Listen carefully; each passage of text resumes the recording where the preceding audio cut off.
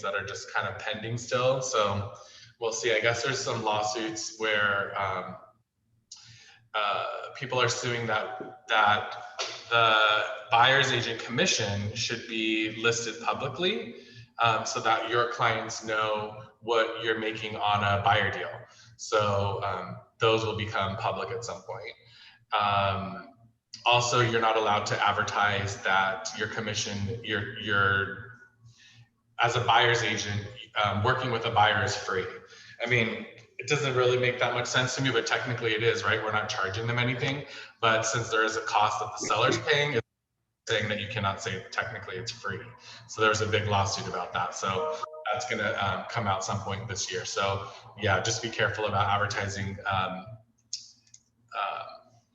that your buyer side agent commission is free, because it's something that we can't do anymore.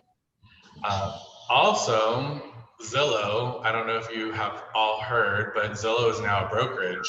So they're treated now very differently than they were before, where they were just a tech company. Now they're actually a brokerage, so they will have all the MLS listings. But the issue is, are they able to still sell leads? Can they charge you, like, for, I know a lot of you do leases, and with on Zillow's site, like, they're charging you $30 a week or something like that just to put a lease listing on there now. So there's a lot of things that are kind of like up in the air with what they can do and what they can't do. And I mean, everybody's just like really, really upset with what's going on there. So we'll keep you updated on what's going on with that. And hey, I'm in a meeting right now. Yeah, it's okay. So that is a few of the big updates so far. We haven't had our board meetings yet. Those are Thursday, Friday, and a lot of that stuff is gonna, come up. So I'll keep you guys updated on what's going on there. And we're gonna have our attorney on in March, because there's a bunch of new contracts and new rules and stuff that are coming out as well, that just aren't quite finalized yet. So that'll be coming up very soon. But today I wanted to talk mostly about social media. And before we get into that, I'm just going to type in the chat right now. We have our next seminar is next week. It's next Thursday. It's going to be all about credit.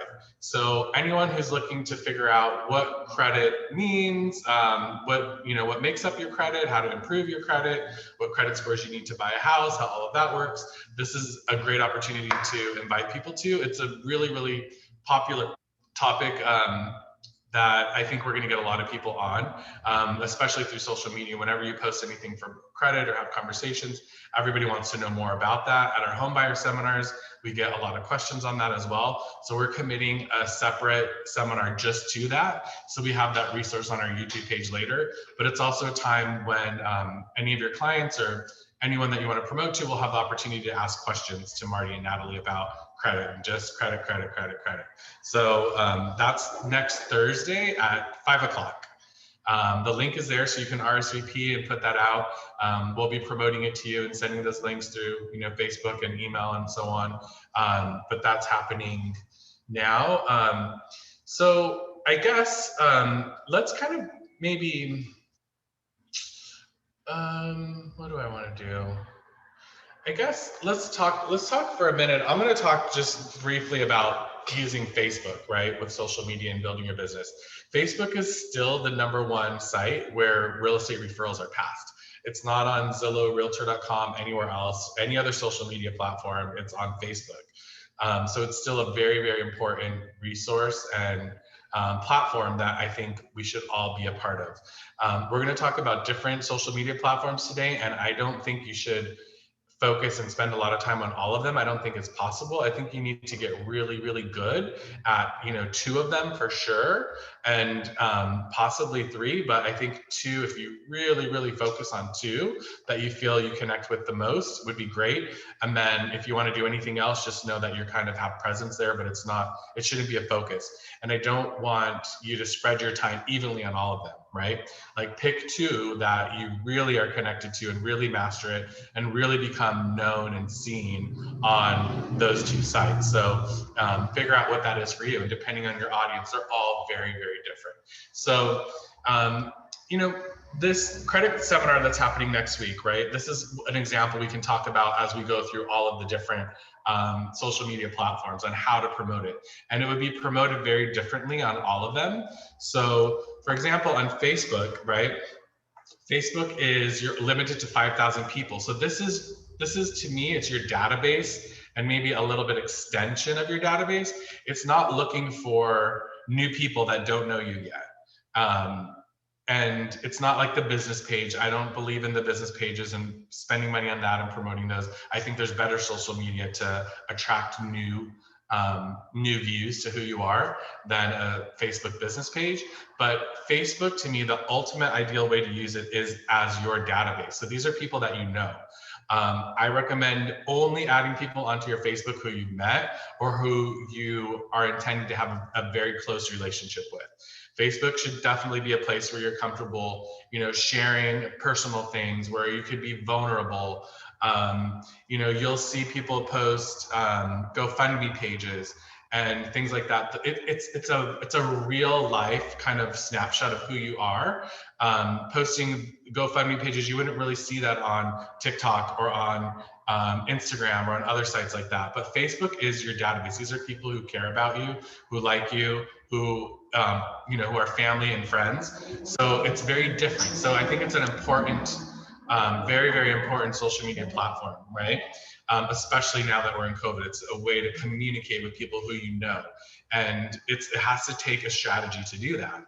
So through Facebook, there's an algorithm. A lot of people think that if you post a post, everyone that's on your friends that are on Facebook will see it. And it's totally not true. It's about 1% of the people who are on Facebook will actually see it. So it's very small. You can increase that number, and if you can make it bigger, if you engage with a lot of people, and if people want to engage with you, those numbers can definitely change and grow. But just right off the bat, it's a small number of people that you're reaching if you're just relying on posting.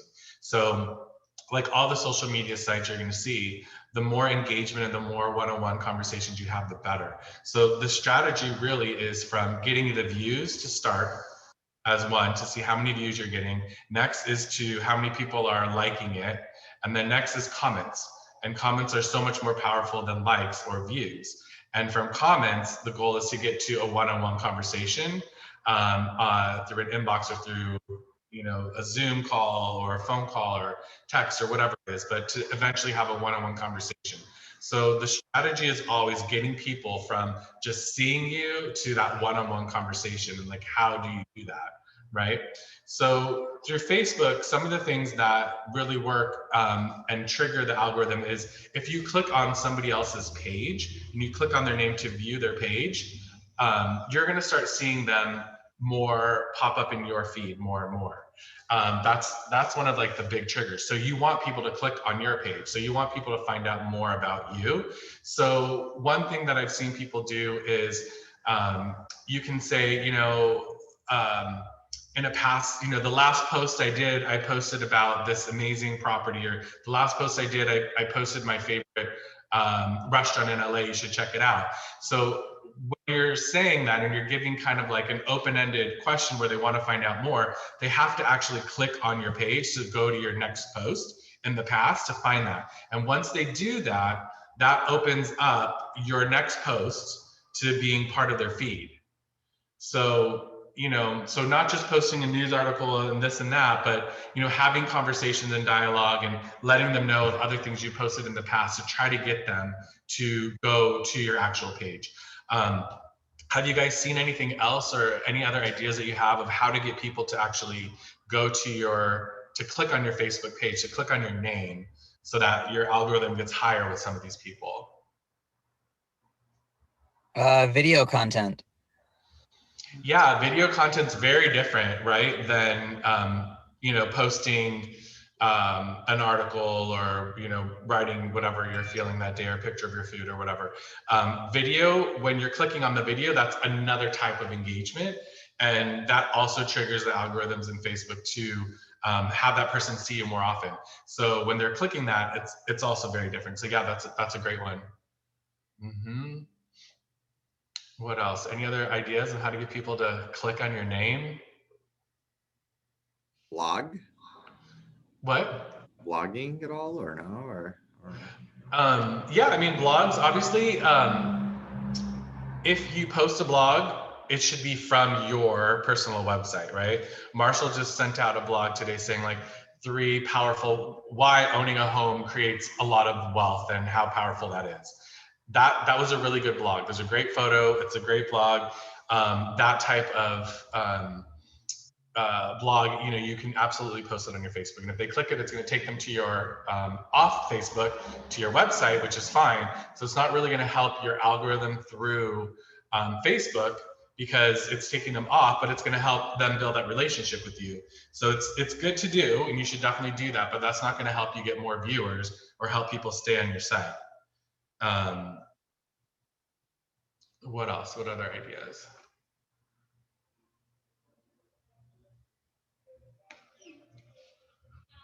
Anything. Tim, I see your lips, but become an expert in something, like one particular topic, I guess, that gets people talking back and forth. Could be real estate, it could be something else, it could be both. Yeah, absolutely. For all the different platforms, that's definitely something that's great. Through Facebook, and I think through a lot of these platforms too, I think if you're able to create a regular type of post on a certain day, that also helps. So, Caravan Days for us used to be on Tuesdays. It'll be back. But right, if you're doing something on Tuesday and you're posting, these are my top 3 properties, top 3 new listings on the market this week that I've seen, and you post that every Tuesday, that's a great post for engagement, but it also could encourage them to look back at, well, what did you post last week? What did you post the week before? What are other things, right? So if it's a specific idea and topic, that'll also get people to move back. So start thinking about that. Like, what could you do? What could you put out there that also will get them to, move back in your feed to look at other stuff? Because that's really important for the Facebook algorithm. Of course, how many comments you're getting and how much engagement you're doing is also important. And in order to do that, we all know, just start commenting on people, blah, blah, blah, and that's going to help. Use your close friends list on Facebook. If you put someone as a close friend, these are the key people. So if you have 5,000 people, you don't need 5,000 people in your database, and you can't manage 5,000 people closely to have a successful business without a big team. Right? You need to start with about 300. So maybe look through your Facebook and find 300, 600 people that you could name as close friends. By doing that, every time that they post something in your notifications, it's going to pop up. If you don't use Facebook a lot, you're going to get whatever Facebook thinks is important to you popping up in your notifications and on your feed. And it's just a waste of your time and energy. It's not a strategy. It doesn't work. And it doesn't make the app successful for you. So going through your close friends list and finding out now, that should be something that you update every 6 months, at least once a year, but I would say more frequently than that. Who's on that list right now? Who are you getting notifications from every single time they post, so that you can comment on their post, not just like it. Too many likes are happening. People don't review their likes and notice it. It's not enough, but actually comment and say something on their post. Like, I feel like Dimitri does a really good job at that. Every time I'm on someone's post, I always, it always shows you your friends who've commented on it. And he always has comments, and he's always saying something to someone, that's very positive. And that's something that really helps with engagement. It helps get eyes onto your site as well. Yeah, the algorithm works if you comment on a post.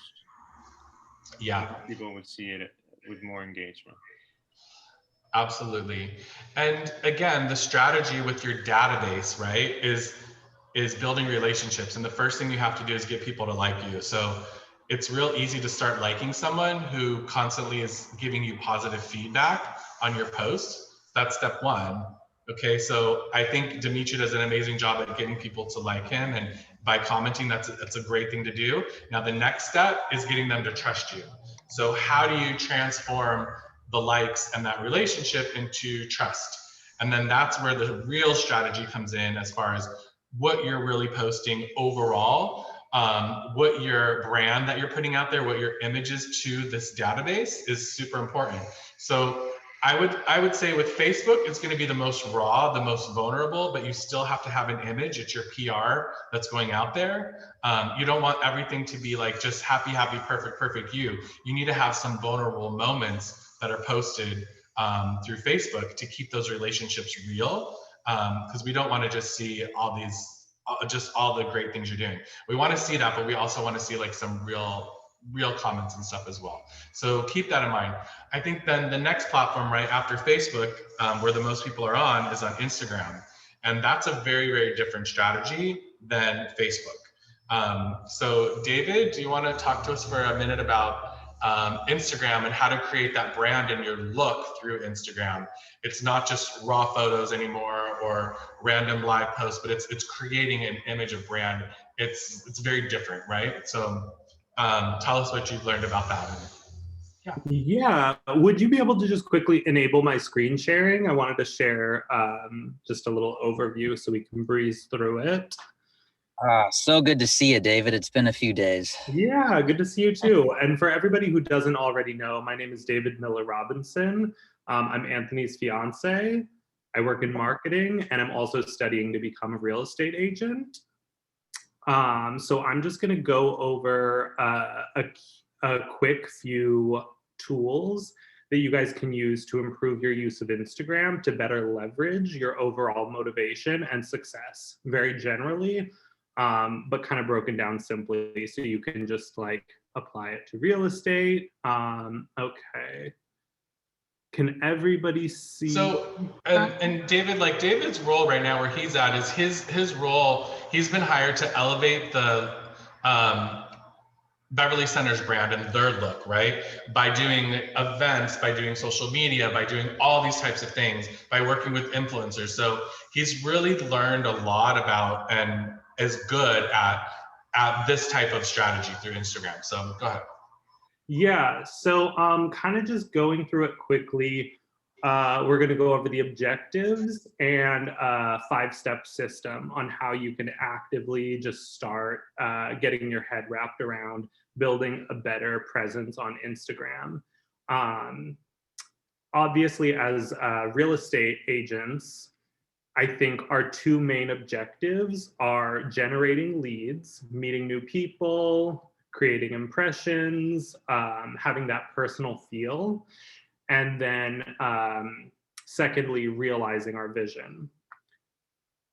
So going into the topic of vision, you want to take time before you start like posting or doing anything else. You want to just like meditate on the idea of what it is that you want out of life. What is it that makes your desires unique? You know, like what are the things that you really want? And the easiest way to do that is just to do a vision board. We've been drilling this in since the beginning of the year. Make a vision board, make a vision board, make a vision board. It works. It's so works just to help you have that mental clarity of every time you need to make a decision. It's like, is this in the best interest of my vision? Yes or no? It also works for Instagram. So starting with a vision board, you can use this to always come back to what type of content you want to be posting on your Instagram. Does it relate to your overall vision? Because that is what's going to create a unique virtual identity that people can aspire to and relate to, and, you know, understand that you aren't just another realtor or another Instagram person, you know, like it makes you unique. And you want to make sure that your vision is somewhat diverse. Here, I've given an example of the vision board that I've created for this year. And then below that, broken it down into a chart of how I'm going to leverage that vision into Instagram content.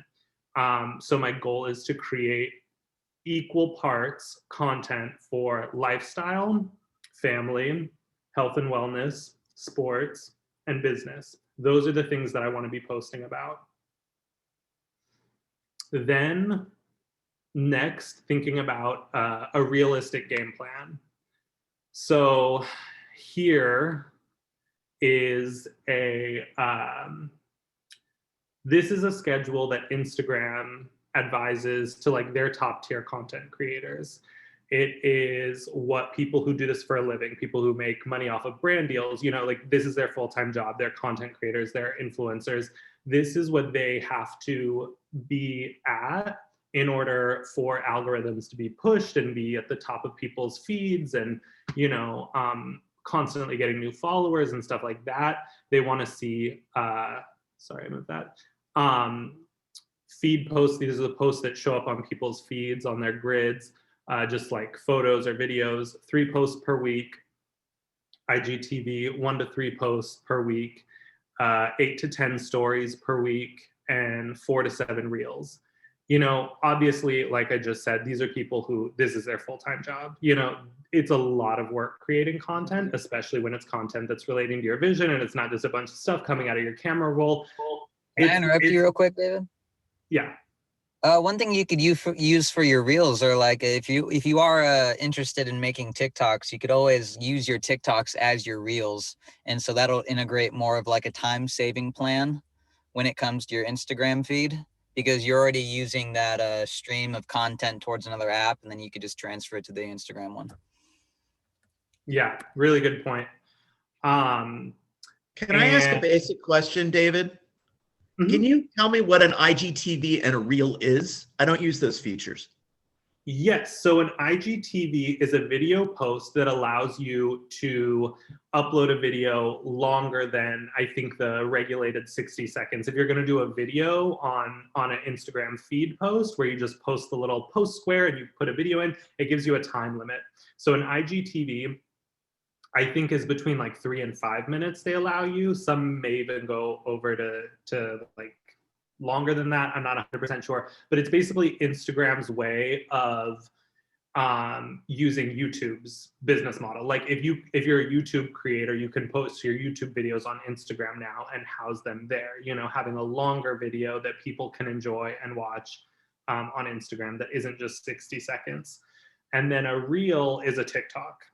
After the success of TikTok, Instagram said, okay, we want to do this. So it's the same, it's the story format, but it allows either a 15-second video or a 60-second video. And it's brought a lot of the TikTok influencers who were never famous on Instagram before. It brought a lot of them to Instagram. So a lot of people who use Reels, they make TikToks, download their TikToks, and then just upload them directly onto their Instagram under the reel post. So like Austin said, it's a really great way to kind of double dip.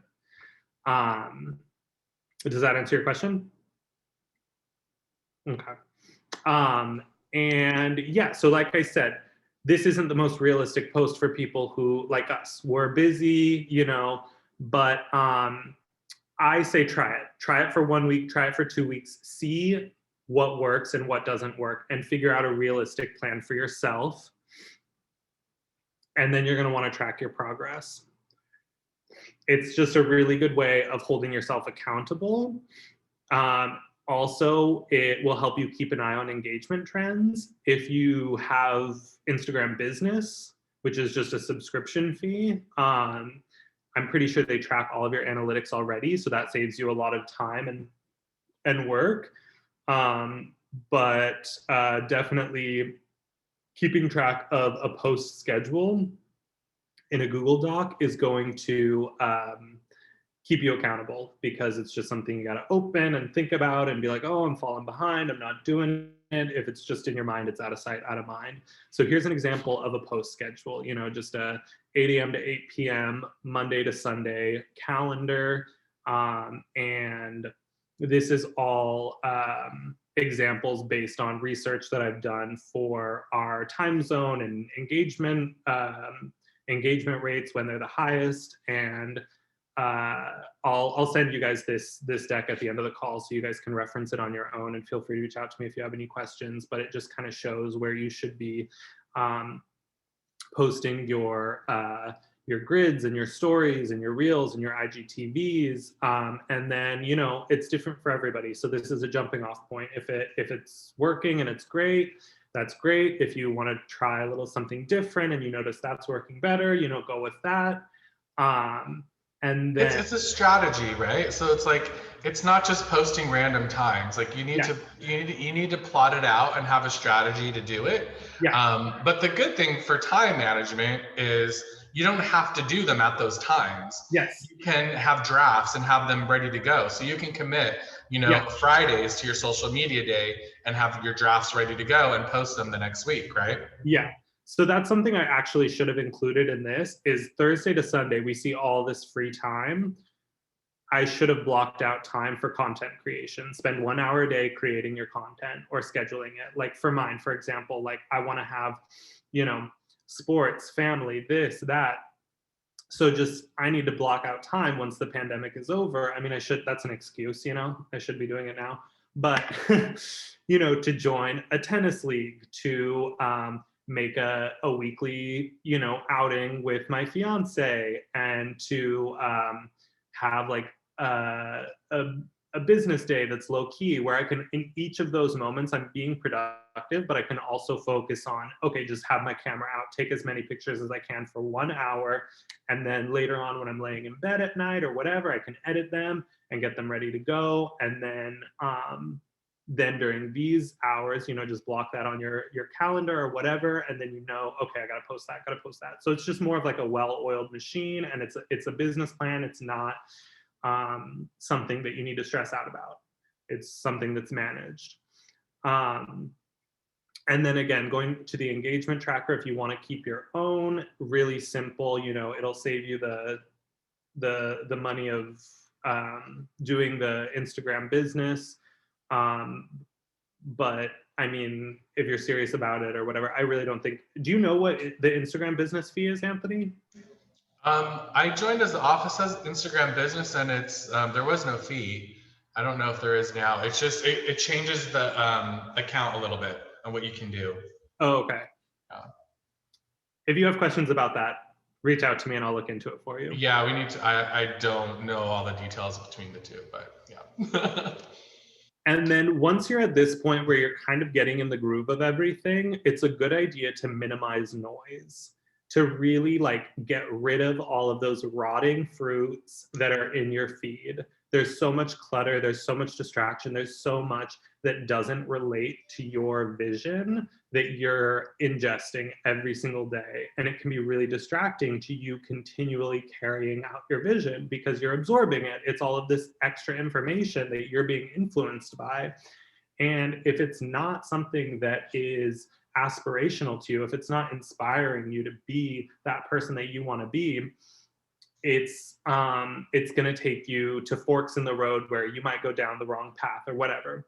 So when you're scrolling through your feed, be sure to utilize the mute and the unfollow features. I think it's probably a lot better of an idea to just mute people. It's a great new feature where you don't have to unfollow someone so that you're not losing that relationship. But if their posts are just not related to your vision, just go ahead and hit that little 3-dot button and mute their posts and stories. And you don't have to be distracted by something that maybe was from a past life or just isn't, it's not a part of your destiny and your vision and your future. And be sure to engage with new audiences, people who are aligned with your vision. Follow, you can follow hashtags. So like I went, relating back to my vision board, I went to the search and I just searched the hashtag tennis. I searched the hashtag travel, and you can follow those hashtags. So anytime somebody posts, I follow real estate, hashtag real estate. So anytime somebody posts something with that hashtag, it'll show up on your feed and you'll start to, you'll be absorbing that content that relates to you.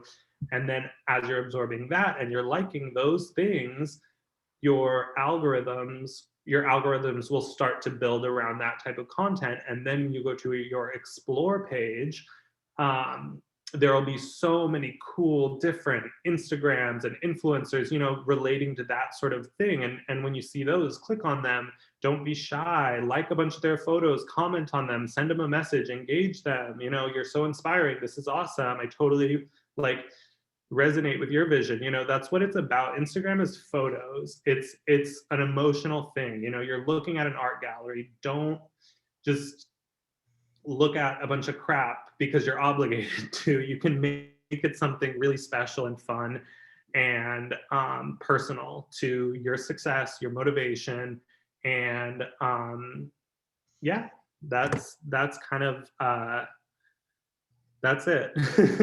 Awesome.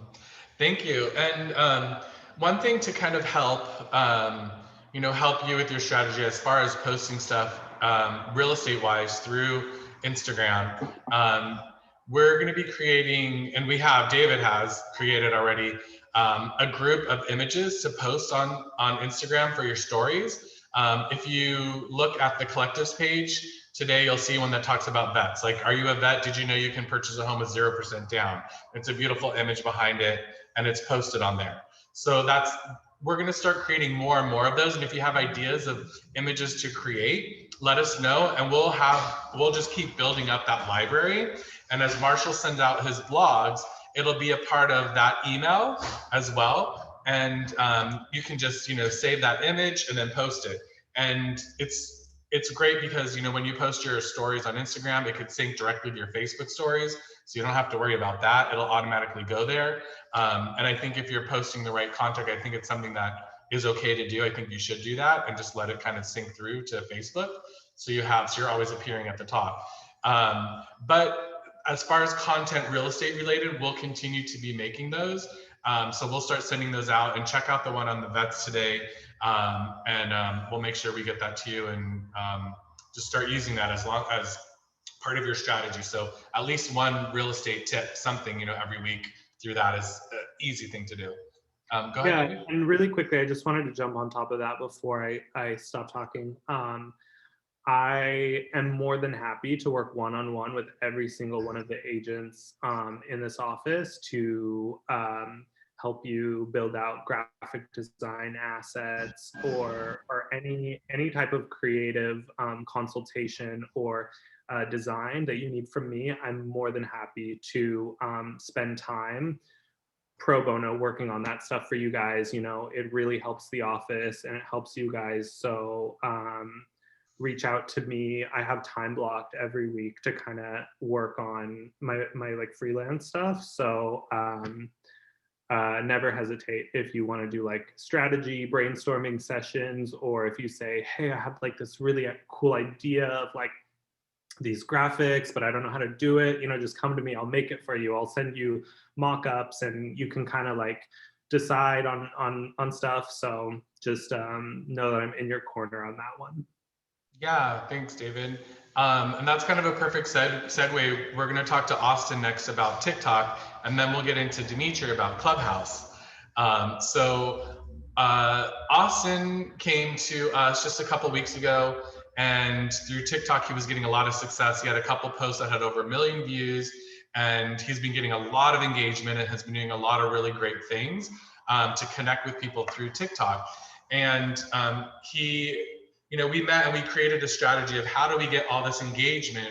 What's the funnel of bringing people from social media to the next step for people that I don't know, right? So through Instagram and through TikTok and possibly through Clubhouse, they are maybe engaging the people that you don't know.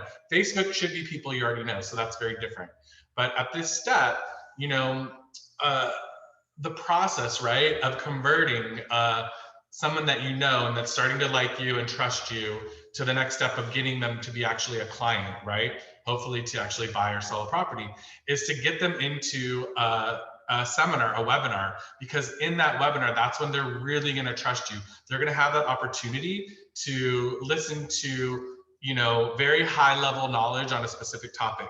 And that's exactly the first thing we did with Austin. The first thing we did was say, look, you have all this engagement. Now let's try to figure out how to get them to the homebuyer seminar. And that was successful. So I'll let Austin kind of talk about that strategy of, what we did that week before and the Eventbrite and, all that kind of stuff that we did. And, a little bit about TikTok, TikTok tips that will help us all. Go ahead, Austin. Hey, my bad. Hope everyone's having an amazing morning. Thank you so much for letting me talk. Yeah, TikTok's an amazing app, and it's totally meant for the mass spread of your content, and it's going to be seen by more people than you could possibly imagine if you do your content right. And the way that you want to do good content is that you want to be authentic and you want to have fun yourself. You really do have to believe in what you're selling, and it has to put a smile on your face. And when you have an idea like, oh my God, that's going to make a great video, I'm going to do that later tonight. Later tonight's the wrong time. Right now is when you shoot the video, because you have that look of inspiration in your eye. And it's the authenticity that's going to make the difference between your content and someone else's content who is a little bit too organized and a little bit less spontaneous when it comes to video creation. Austin, Austin, can I just ask you the age range? Because I'm noticing Facebook, Instagram, TikTok, all these things, you know, seem to encourage certain age ranges. I'm just wondering what TikTok is about. That's all. TikTok is it's definitely a older age. More and more older people are getting on the app as we speak, and you know, their kids are doing it. They wonder what's going on. All What the does people older that we mean? talk What to. does that mean? What was that? Uh-huh. What was that? I know I was saying, what does older mean to you? Because I know you're very young. Older means up to 80. I mean, older, I've talked to really elderly people. I've talked to 18-year-olds and everyone in between. Thank you. Everyone who was at the Zoom seminar through the TikTok was, we had like one 17-year-old, but everyone else was, actually, we had a 22-year-old, but everyone else was 24 and up. And the oldest one we had was, forget how old, but she was well into her 50s, and she came on to the talk, and she comes on to our TikTok lives. Mhm. Me and Natalie were on the phone with someone yesterday, and he's just he saw my TikTok from Nebraska. He has his trucking business and he's moving to Corona, and so he messaged me on TikTok saying, hey, how can I get a hold of you? And then I gave him my phone number, and me and Natalie spoke, and now we're in a good arrangement with him, and he's moving down next month. So yeah, that's a lead that He signed a buyer broker agreement. The real lead. yeah. It's a real lead. Yeah. Yeah, they're all real leads. And even Austin, if what? I wanted to ask, what's your content like? The content, it's very cartoonish. It's very cinematic in the most basic way, because I'm only using my iPhone. And if like, you can take this Steven Spielberg quote, like when he was doing that original Jurassic Park, he couldn't get the shot he wanted, like, you know, when he wanted to do the whole circle around the island, but that's how he got that iconic shot where you go above the ocean and then welcome to Jurassic Park. And then he made this famous quote of, creativity is only done within certain limits. And that's what TikTok is. It's a big limit on your production, and you have to be as creative as possible, and you have to stand out as much as possible. So if you're having trouble with a TikTok idea, like, think about your favorite movie and then kind of recreate a scene. Like if you watch like something I did, like one of my previous videos was Real Estate Mafia, and it was just like me tied up in a chair, and I had like my other character, I had like this Italian accent, and I told him I was going to whack him if he kept taking my renters and buying their own property. And it was popular among my circle, but it didn't blow up to the masses. But I had a Mission Impossible one where I was like a super spy agent, and I did all these like action moves, but I only talked about real estate, and I had the Mission Impossible music in the background. And that one reached up to 400,000. And that's when I started getting all these multifamily property offers and people who are interested in gaining wealth through buying multifamily properties. And that's where I got this lead from Nebraska coming into California in the next upcoming months. That's awesome, man. But a great thing to keep in mind too is audio. I bought this Lavalier mic where it's just a string and this small little microphone that you can connect to your shirt. It costs $30. The cord is 6 feet long, and you can do a lot of things with it because it goes right into your iPhone. So it's like headphones when you plug into your iPhone. So it has one of those plugs, and then it's 6 feet long, and you can attach it, and the audio is going to be perfect because it's right up here, and you're no longer doing it there. So that's a $30 expense that you're going to want to think about when you're doing a video content. And it's a great thing to get to if you're going to go into YouTube, because if you don't want to buy a big audio equipment for a nice camera, you can always just get one of those Lavalier mics and attach it to your phone. And then you can record the audio at the same time you're recording the video. And then you give that little clap like they do on like film sets. And then that's how you know when you go into post-production with the video that the audio is going to be linked up with the video. And so you push it all together, and that's what makes the perfect audio with good camera quality. And it's very cheap. I mean, so TikTok is very different. So it's, to me, it's exciting because I'm creative and I wanted to go to film school, and it has a lot to do with how you edit it and how creative you are and what your storyboard is. So the best way to make the best TikTok is, you know, if you're really trying to plan it and think it out and you're new to it, is create a storyboard. You know, so have scene one, it's going to be a 1 second shot of, you know, whatever, a car. Scene two is going to be a 3 second shot of you saying, welcome to blah, blah, blah. The next scene is another angle with this. Like, plan it out. The more you see the popular TikToks, the more ideas you'll have. But also, you know, transitions between scenes are also really important, you'll see, and you have to be creative with that. So, you know, one thing for me that I did that was just, I thought was silly, was I was showing a bathroom in my building that was not remodeled, and I filmed the bathroom, and then I took the camera and I went right into the drain of the shower, and I went fast into the drain. And as soon as I hit the drain, the next scene was I would go to my unit with an upgraded bathroom, and I would pull the camera out from the drain, and then you see the upgraded shower and the bathroom, and like that was kind of a cool transition. Like, any thoughts on transitions? Because I think that's a real important thing with TikTok, to keep that excitement and engagement, and you got to talk fast and you got to be creative. Like, any tips for that? Transitions are very imperative when it comes to making a good video, but the most imperative thing is the first 3 seconds. You have to hook them. Like when I made my Mission Impossible one, like I started out like right here on the screen, and then right when it started, I went like this. And I really got their attention with my fingers up like that. And I made like I'm about to go buy $1 million property with only like blah, blah, blah. You can watch the video. And, but it was a good hook line. And then I made transitions that were like I would flip the camera, and then like I would stop halfway through the transition and keep going. And then when I would want to go to the next shot, I would start the footage in a movement, and then I would press play like halfway through the movement, and then I would end up in the shot that I want. And that's how you make the transition. And it looks like you're almost teleporting in a way. But it's just a little bit of a creativity. Like me and David and I, when we were at the Beverly Center, we made a great transition where I jumped in the air, and then David had the camera like facing down, and he would go up in the ceiling. And then like we went to a different room, and then he started the shot up top, and then he would catch me coming down. And that was a good transition. Yeah, so transitions are imperative. Yeah, so take a look at that. It's just another strategy of getting out there. And like, honestly, before Austin came here, I thought TikTok was young, silly people just, you know, playing pranks on each other and dancing, and that's about it, right? That is a lot of what TikTok is, but it's becoming more mainstream now. And the way that Austin has built up his account, he has got enough attention to actually turn it into a business. So all of those people that have been watching his videos, once you get to have, I think, 1,000 followers, you can do live sessions.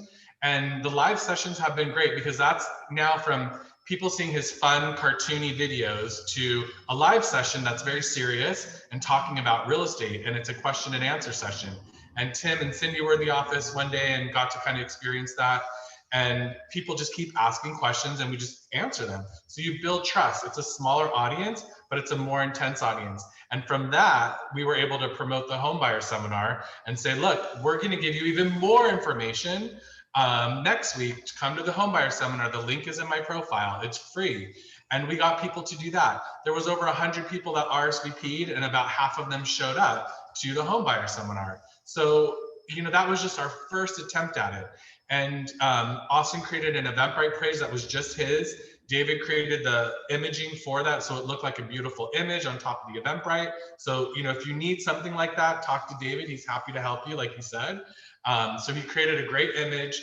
Austin did the Eventbrite page. People registered. Now Austin has over 100 people's emails because they registered for the homebuyer seminar. And then Eventbrite synced up to the Zoom page where they're able to actually watch the seminar. And Austin can follow up with the people who didn't come to the seminar and send them the YouTube video of the seminar to keep that engagement going. So this has only been a week of him really working at this, and there's already been a lot of engagement. So it's something that's possible, right? It's not something that you can do once in a while part-time. It needs to be a focus. So, you know, they're all different strategies. I want to go into one more new social media strategy that Dimitri has been using, that a lot of us have heard about, is Clubhouse, and how very, Wait one very second, can I different say that something? is.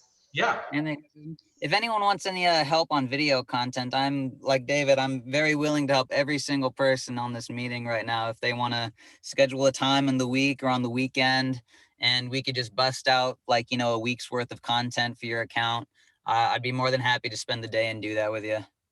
And like, we'll make a video for my account. You could be on my account and be in one of my videos, and yeah. And it's a Awesome. very, I'm interested for sure. oh yeah, totally. Everyone should really get on it. It's If you're creative and high energy, it's a lot of fun. It really it is a lot of fun. It's a lot of fun. I mean, there's the sky's the limit with what you can do with an iPhone and a little microphone. So Honestly, Karen, I think you would be really good at it. Karen, as you know, she also does acting, and I think you could be creative enough to really make it work for you and make it fun. So, Karen, I don't know, you might want to take a look.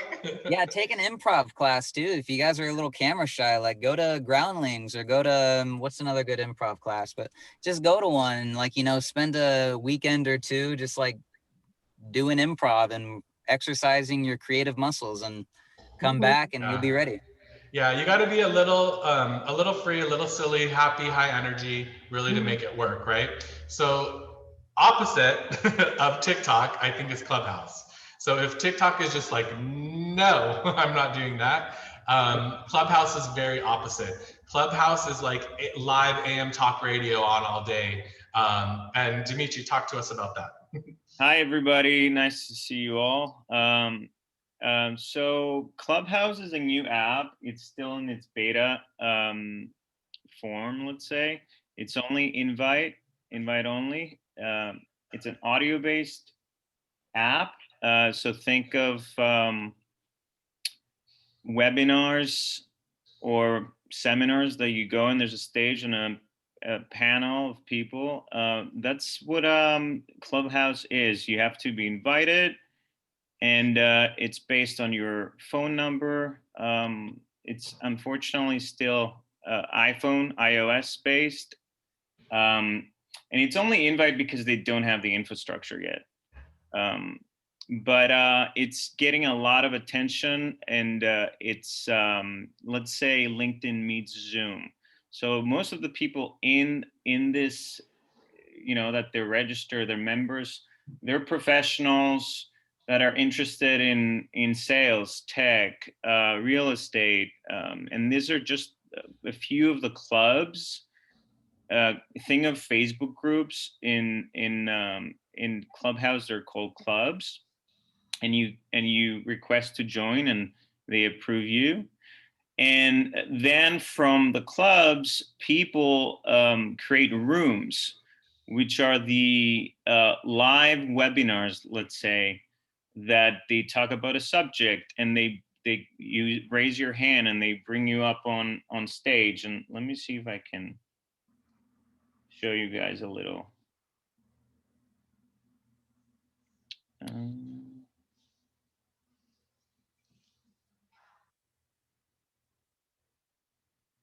I'm trying to broadcast my phone on Zoom. I'm not sure if you guys can see it. No. No? No, you have to share the screen, don't you? Yeah, that's what I'm doing. Anyways, I'm just gonna do a little quick intro. This is the landing page. Ooh. It's very basic still.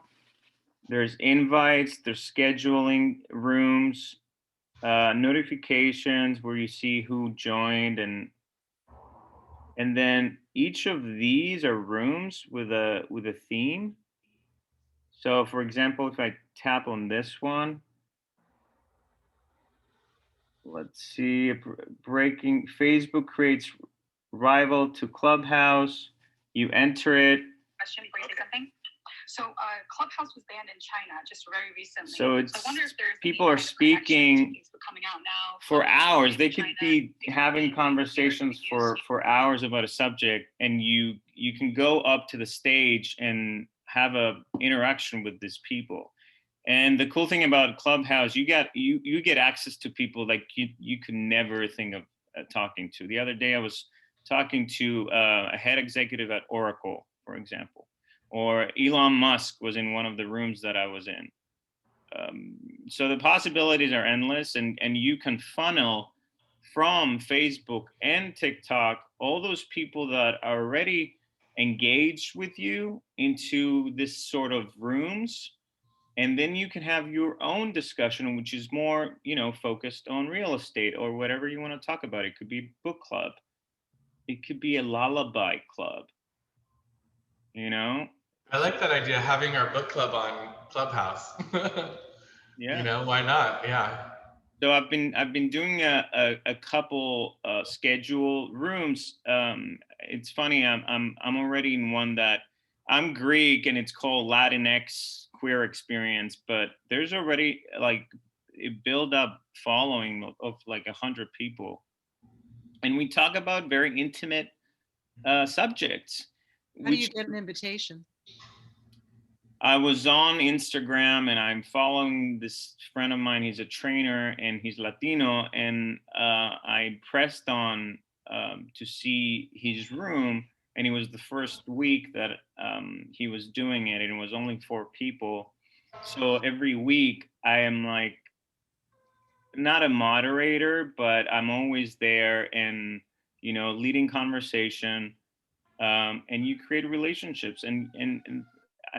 And that's the good thing about Clubhouse. You can create relationships really quick just because you're in a very intimate environment. And to get onto Clubhouse, I was like, since it is invite only, I just posted it on my Facebook and I said, does anyone have an extra invite to Clubhouse? And I got like 5 inbox messages right away from people saying, yes, here. And someone invited me first. They just need your phone number. And then I was able to log into the app and just kind of explore. So I think that's an easy way. Yeah, there's even a Facebook group that you post your profile and you can, this is my profile. I'm not sure if you guys can see it. Oops. And you tell everybody your interest, and you can link your Instagram and your Twitter, and you can add your website. Unfortunately, there's no hyperlink for the website yet. But that's how people connect. And when it comes to invites, you get more invites as you become a speaker or you join rooms and you get more invites. Yeah, so I think it's a good way to connect with people that you already know, or to meet and engage new people, right? So I got on there and it said, here are the people who are already on TikTok. And there was maybe about 150 people that were in my contacts that I already knew that I accepted to follow. So anytime that they're live, I'll get a notification that they're doing something and vice versa.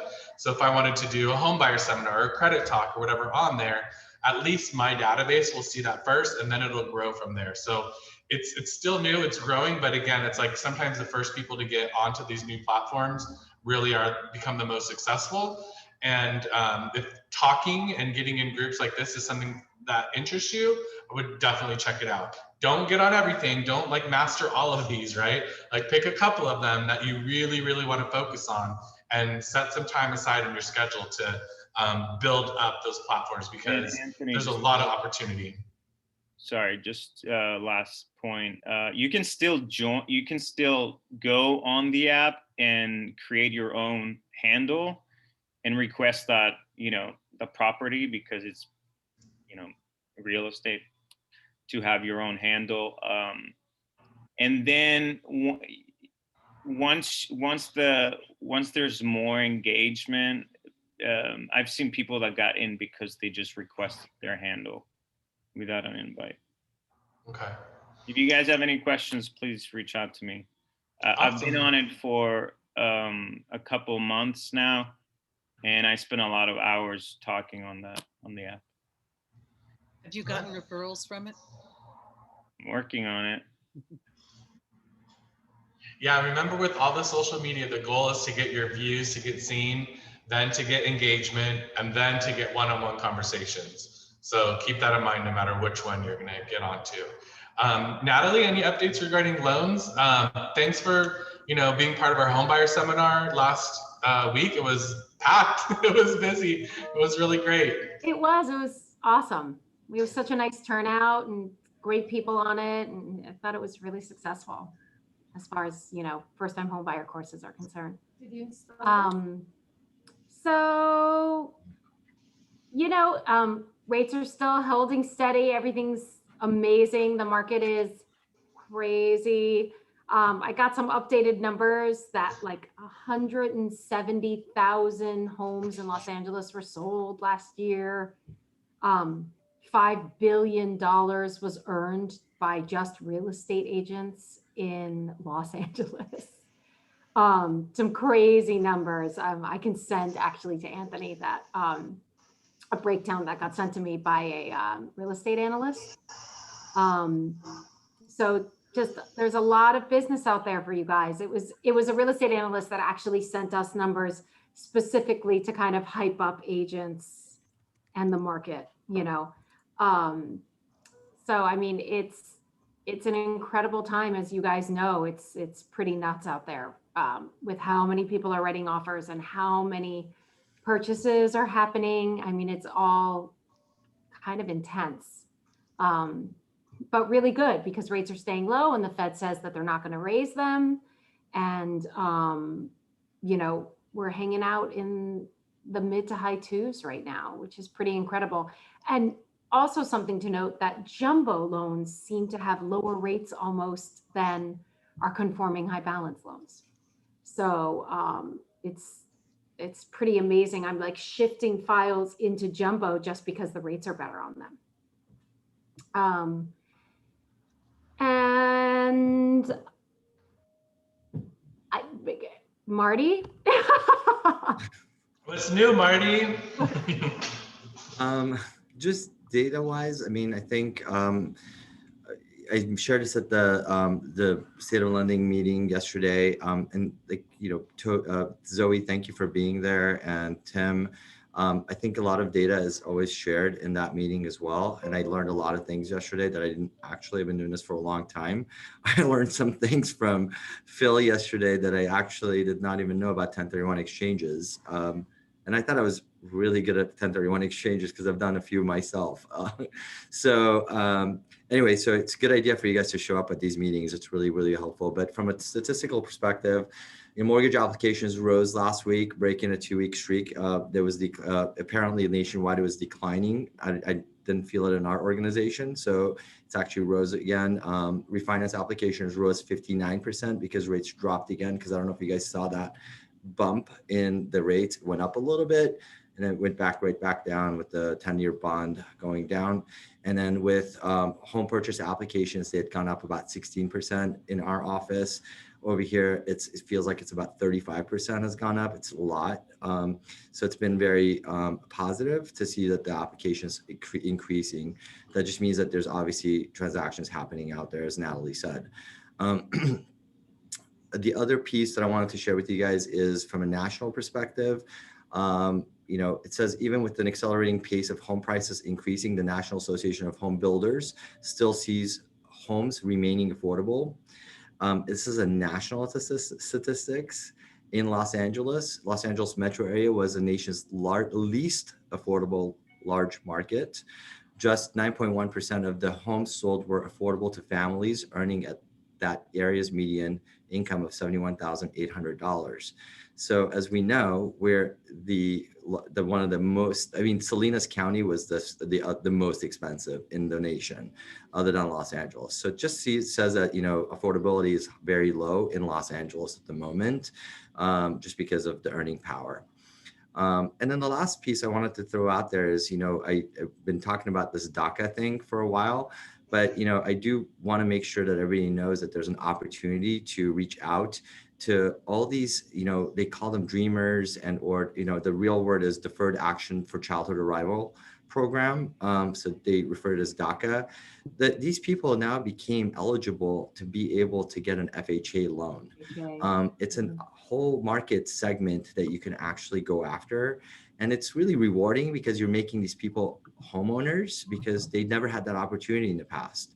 And it's just going to be, so that they're getting that American dream. So really it's an option. If you guys need more data, please reach out to me, and I'm happy to get that specific guidelines and what they're able to do with this particular program. Obviously, it's just like a regular FHA loan. It's not like anything different, but it's just they're qualified for to purchase now. So that was really it. I mean, as far as rates goes, Natalie said, I mean, rates are, you know, floating the same areas. It's been really, really steady, thankfully. You know, as I said this at my yesterday meeting, it's like, you know, it's a lot of times you talk to someone at night and you say, no, we haven't locked your rate in. I don't know what it's going to look like tomorrow. You might want to lock it in sooner than later. It felt very, you know, uncertain many times, but this has been certain times. You know, you know, wake up, it's been very steady. The rates have not been really moving significantly at all. So just want to make sure that you guys knew that as well. I'm going to grab our next book club book to show you guys. 1 second. So I have a suggestion for all of the agents, because the rates have come down a little bit, let's say in the last 6 months, to reach out to all their past clients and just see if they want to do a refi. Or even a cash out, Zoe. Right. That would be a good opportunity for everybody to cash out at the moment. Because, I mean, I'm having these conversations with people, and just realistically, if I just even say it this way, where can you get $500,000 at 2.5%? I mean, who's going to give you that? Like 5 years from now, you're going to be like, God, I wish I had 2.5%, $500,000. Now I'm going to make this money at, you know, people are investing and getting 10, 12, whatever, you know, even 8% return. So it's a good opportunity for them to take that property, that money, and invest it into another property and get a little bit of a higher return. I can certainly find you people that have equity in their homes, but even people that you sold something to last year, they may be able to do a refinance and lower their payment. So it's not to sell them something else as your original intent when you talk to them, but to just say, you know, I just wanted to touch base with you. I know that when we closed last year, your rate was, you know, 3.1%, and now you could get it at 2.65 or whatever. But to have a conversation, I think it's just a good opportunity. Keep the relationship going, provide value always, right? Right. And if you want to find people with equity in their homes, I'm happy to do farms for you. And the next meeting is on the 23rd, guys. And we're going to talk about how to get this data so readily available about equity. We have this tool that gives you a 10% margin from an appraisal value. And it gives you a really good idea of where and what and who your clients should be and who you should be targeting as well, too. So it's really, really helpful. And I think, I'm sure Title has many, many data like that too. But this is a very cool software that we have that makes it very easy for me, at least as a loan officer, to be able to figure out what a value of a home is fairly quickly at a 10% margin. Okay, so thank you to our panelists today for all the awesome social media help. We'll get David's deck sent out to everyone as well. If you have questions, reach out to them, reach out to me. Our next book club is going to be starting the first week of March. So today is our final day of book club for this last book. If you didn't read it, I would recommend getting it. It's the 12-week year, and it really helps you break down, you know, what your goals are. Write them down, focus on 12 weeks at a time, break it down from 12 weeks to 1 week at a time, and then to your daily tasks, to create that sense of urgency. And it's been a really good book. This has been, for me, one of most probably impactful books that I've read in a while, that it's like actually giving me things to do from it. The next book that we're going to do is called Exactly What to Say as a Real Estate Agent. So it looks like this.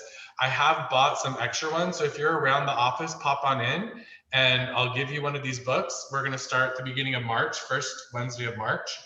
On our calendar next week is it, Marshall, is it next week, public policy meeting, I think? Yeah. Yes. Yeah, so next week we'll have our team meeting. There's no book club because we're done, but there is public policy meeting with the association at 1. So if you're interested in joining that, it's like the #1 committee I would recommend getting involved in. That's going to be at 1 o'clock next week after our meeting. So if you guys need anything in the meantime, reach out to me, let me know, and we'll go from there. So if you're staying on the call for book club, let's get started and finish up the book. And everybody else, have a great week. Bye. Thank you guys. Bye. Thank you. Bye, everybody. Thank you. Bye. Thank you. Bye. And Tim's our leader today, right? Yep. I really went through this heavily too. I think I don't like this book, but it really grabbed me in these 3 chapters. It made me, but like I said, I told you, Anthony, it's like, You don't like it because it's not easy to do, right? Or yeah, I don't like it because I don't like being told what to do. And, so it's like eating your spinach. Yeah. It's something that's not natural for me either at all doing this, but I mean, it's helped. So here's my proof. Now I'm on, if you can see it, week 2, I'm actually doing it with my coach and it's working. It helps to have a coach to do it with, I think, Anthony. Yeah, the accountability part is a huge, huge key. Having someone that you can meet with weekly to review your goals. So we mentioned on the last call that when they talked a lot about having that WHAM group, or I don't know what it stands for, but that accountability group of peers is really key. So I'm happy to set that up like as a reoccurring weekly meeting for the office. So if anyone wants to join that, they can. If they're gonna, say they'll have to commit to it for 12 weeks through that cycle, or find anyone. You can do it with anyone you want. It can be with a friend, a peer, another realtor, one-on-one. But if you don't have anyone or you want to do it with a group, it's just a way to hold yourself accountable to actually writing it down and getting your stuff done. No judgment, just for you to write it down. Like, I mean, I find myself too, before my coaching calls that day, I'm like, okay, there's 2 more things I needed to do. Doesn't take that long. I can get them done before my call just to make sure that they're done. So, it works, otherwise I don't know when I would have got those couple things done. I might have put them off for another week, who knows, or longer.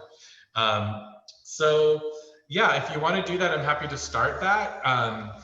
Probably put it on the calendar like for next month, for March, and start fresh, for the month. What do you think about that? I like that idea a lot. Okay. And then I think we said like Monday late morning, something like maybe Monday at 11 or something like that. Does that time work, or is Friday better? I like starting the week with it. Yeah. I think Ken said that too. Yeah. Okay. So we'll probably do it like Monday at 11.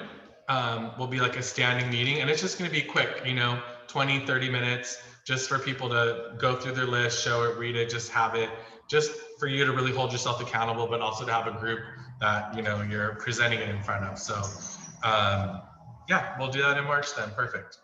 So go ahead, Tim, take it over. Last 4 chapters. Last 4 chapters. Okay. The first one was taking ownership. And this resonated me. 19 resonated with me even more, but this is where I started getting really into this book. The first is talking about accountability. In the purest form, accountability is simply taking ownership of one's actions and result.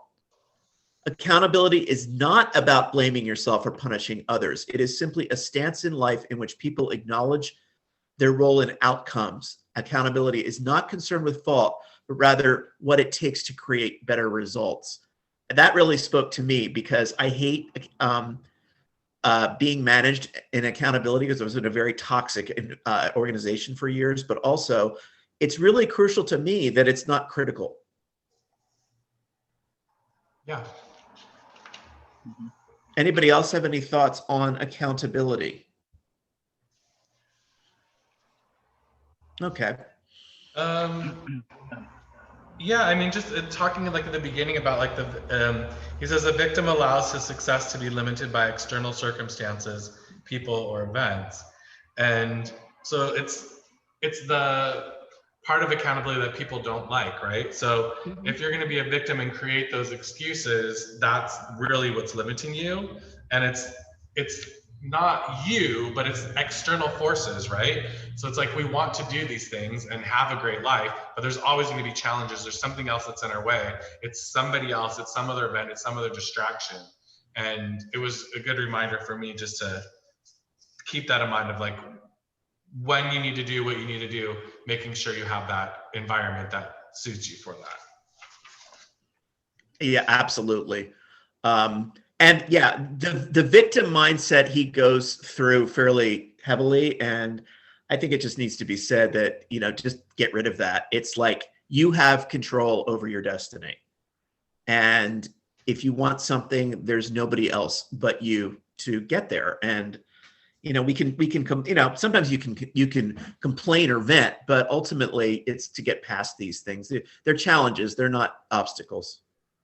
Yeah. And it's like, whether you really are a victim or not, it doesn't matter, right? It's like to wallow in that mindset and that situation is just going to limit what you do next and stop you from getting through that and moving forward. So just get rid of that thought process and do what you need to do to move forward, because yeah, you might be a victim, you might not. It doesn't matter. Like by having that mindset, that's what limits you. Exactly. The mindset is the strongest part of it. Yeah. And one of the things that was talked about in this guy that came back from the seminar, there were a couple of lines that struck me. One is, it is a difficult adjustment to do the hard things, those things that I have told myself after 23 years of working here, I deserve not to do. Throw that out too. There is nothing that you deserve or not to do. There's nothing above or beneath. It's just what's going to make you a success. That's all there is. And then he talks about, this cannot be a flavor of the month for me. This must be a lifestyle change that I continue to develop and perfect. I'm in no illusion that old habits are easy to break. This, however, has allowed me to process as opposed to just desire to improve.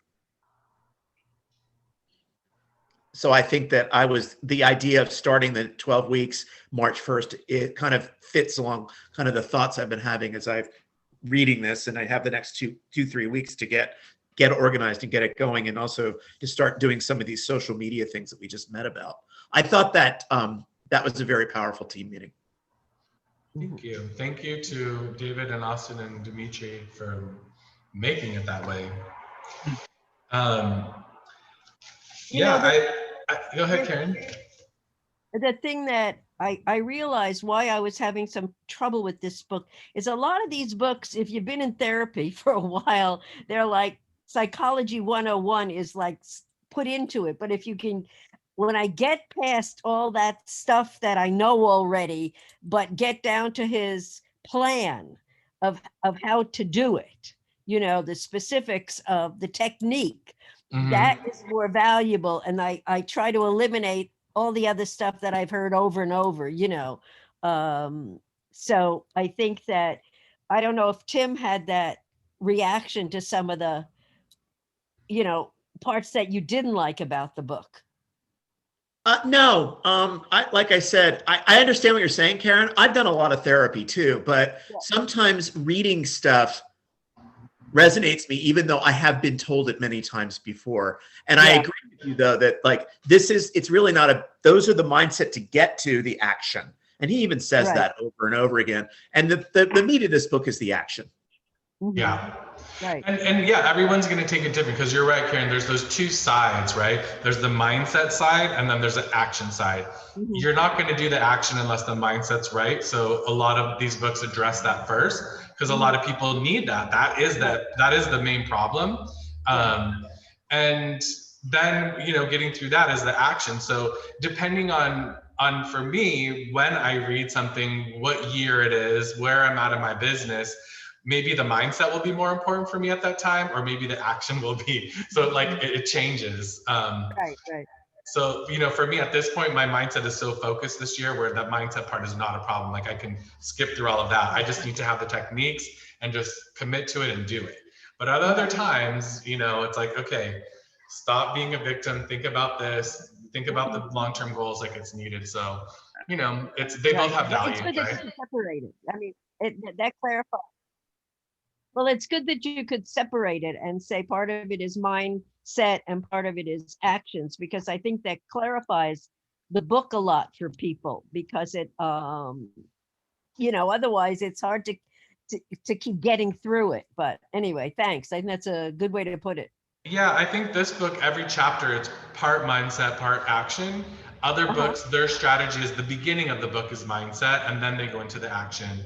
So yeah, people are writing it differently. But almost every one of these books has a mindset section. I want to ask about mindset, since you guys are talking about, because in one of my rooms on Clubhouse, I was talking to some coaches, and they were saying, if you're constantly motivated by fear and pain, that's obviously going to be a limited motivation, and it's not going to lead anywhere. No.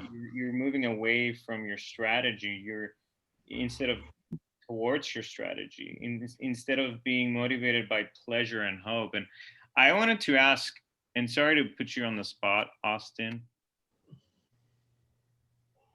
I don't think I'm here. Austin. Oh, yes. Oh, yes.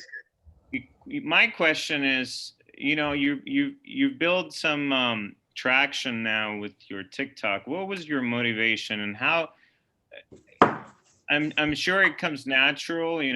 I used to be a film student myself, and it was actually something that we stumbled upon, because I was at my old firm, and we were with a little group, and we were talking about how we could just let people know we were realtors. I was like, well, TikTok's great, because I used to do a lot of comedy videos, and I gained a little bit of a following doing that, but the comedy following is nothing compared to the real estate following. So when I really, really pushed people to do TikToks, we were getting laughed at, and I was like, it's really not about how many likes or how many views we're going to get. We need to just think about what's going to be a good video right now, and what we're proud of and what makes us happy, and just keep pushing out authentic content. And the mindset is just if you like it, you like it. If you don't, that's okay. But the part of if you don't like it, that's okay, that needs to be at the forefront of your thoughts, because if you don't have that at the forefront of your thoughts, you're going to create videos that reek of desperation, and people can smell desperation through their phones. Yeah, you don't need everyone to like you, it doesn't have to be perfect. So what motivates you though right now, to keep going? Because you're very diligent with it. You do lives all the time. You're always creating new content. You're very meticulous with making each take perfect and pushing that forward. And you haven't got a deal from it yet, but there's been a lot of leads. What's keeping you motivated to keep it going? Oh, I just have a lot of fun, and I just love to do it. I mean, this part of this aspect of real estate is fantastic. It's let me be the character I've always wanted to be, and I'm having more fun doing this than I've ever had in my whole life. And it's just the possibilities. They just reach out, because it's all still new. We're still figuring out how we could turn TikTok into a business, and we're solving obstacles along the way. So we're not going to get the maximum profit that we can, because we're still so new to it. It's still there's no long-term results that we could compare our success to and see if we're on the right path. We really just have to pave the way ourselves, and we have to not be afraid to fail, because that's going to teach us something about our next video. And be consistent with how you talk to people. Reply to every comment, reply to every DM, even if it's nothing that's going to lead to anything. Still reply to it, because quitting is a habit. And if you make it a habit to connect with all your people, even if it leads to a lead or not, the foundation of your drive is just spreading positive and informative information, so that people can make better intuitive decisions. Yeah, I think two things you said really stood out. The first thing you said was what motivates you is you said you're having fun with it, right? So that was the last book we read on motivation. And in order to stay motivated at that higher level, and to stay creative, and to make it engaging and worthwhile, that motivates you to do it, it has to be fun. It can't be something that you're told to do that's black or white, right? There has to be that freedom to it, to keep you motivated. So That's you gonna have to keep treat it keep like you a going. passion project. It Yeah. has to be the passion project. If it's a strain, it's not going to work. So if Clubhouse is a little bit of a strain, it's not going to work. Find a different media. If TikTok is a strain, don't do it. Find another one. We're lucky in social media now that we have a lot of options, and they're all different. You know, they take different energy and personality types. But Mhm. you could be on any social media. If you're not having fun and being yourself, it, as Austin said, it rigs desperation. And I've seen realtors that do tours, and you know, it is what it is, and for them that's their limit. But it's not engaging. If you Yeah. don't spice it up and put your own personal touch to it, it's not gonna work. Yeah, there's also a lot of insecurities that you have to overcome. Like if you're the type of person that says, "Oh, I don't like the sound of my voice," or "I don't like the way I look on camera," or "I don't like what I'm wearing today," you got to drop that immediately, because that's just going to stop you from making the content in the first place. And if you have thoughts like, "Oh, I'm too old," or "Oh, I'm too ugly to be on TikTok or to do anything like that," you got to drop that, because I wish I could pull up some accounts of, you know, people who probably wouldn't be so pleasing to the eye if we saw them on the street, but they're out there with a big smile on their face making content, and they're very successful, and they get a lot of business that way because of the confidence that they have inside themselves. Is And everybody, anybody making serious videos? yeah, of course. Like, do you know who Gary Vee is? He's an old man, Grant Cardone. You have there's this one woman that I came across the other day, and I'm trying to get a hold of her. She's a realtor in New York, and she But just makes fun, spunky videos. They're What is- serious, but they're engaging. You know, it's not just someone, you know, talking. It's engaging, but it could be a serious topic. Yeah. Yeah, I get it. I think that people make the mistake of also not forgetting that this is an evolving platform. It's still relatively new. Yeah. And remember how Instagram was when it started out. No, there were no influencers. People were posting pictures of their cats. So it grew to be something else. And if we get in now, you're getting in at the growth phase. TikTok is not new. It's been around for 3 Yeah, years. TikTok's not new. It's No, but relatively new though, compared to the other things Yeah. we're talking about. Instagram's been around for how long? Facebook's been around forever. It's But- relatively new. And also it's what it's being used for is changing. yeah, Tim's right. You know, the business aspect of TikTok is non-existent. People are not going on TikTok to promote their business. And TikTok did just recently fund a couple $100 million to promote informative videos, not just business videos, but how-to videos, you know, DIY videos, do-it-yourself at-home stuff. And they're really trying to push content that teaches people and, you know, has them grow in a way, because TikTok is slandered for just pushing a lot of useless content that traps the brain. So they're trying to turn it around, and they're trying to make more business and more information available to the users on TikTok. Like Karen, you're an amazing speaker. When we had you on the Zoom call a week ago, you were the best out of all of us when it came to speaking so fluently.